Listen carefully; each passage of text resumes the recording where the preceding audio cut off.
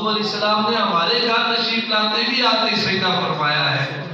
یعنی محبوب علیہ السلام اس قدر، اور بلکہ سرکار علیہ السلام سفر مبارک سے تشریف لاتے، بتقاضۂ بشریت طبیعت مبارکہ اگر تھک جاتی، تھکاوٹ ہو جاتی ہے تو فرماتے یا بلال ارحنی بالصلاۃ، اے بلال اذان پڑھو، تم اذان پڑھو گے ہم نماز پڑھیں گے ساری تھکاوٹ اتر جائے گی. آج لوگ کیا کہتے جی تھکا ہوا بڑا تھا، کام بڑا تھا، گرمی تھی، سردی تھی، شادی کا پروگرام چل رہا تھا، مہمان آ گئے تھے جی، کرکٹ میچ لگا ہوا تھا، فلاں کام تھا. چھوٹے چھوٹے معاملات اور باتیں ہم نماز چھوڑ بیٹھتے ہیں.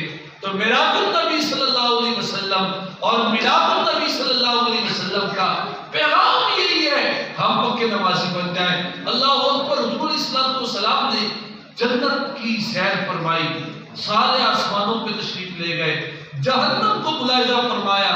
اللہ اکبر. جہنم میں دیکھا پیارے آقا علیہ السلام نے جو بے نمازی تھا.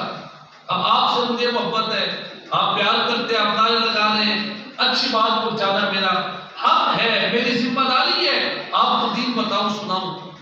دیکھا ایک ایسا شخص ہے جس کے سر پہ فرشتہ کوڑا مارتا ہے لوہے کا، اور وہ جہنم کی پیٹ میں ڈوب جاتا ہے اور دوسرے کنارے سے نکلتا ہے.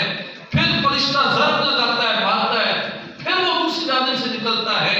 اللہ اکبر. محمد السلام نے دیکھا تو جبریل علیہ السلام نے عرض کی محبوب یہ بے نمازیوں کا انجام ہے، جو نماز نہیں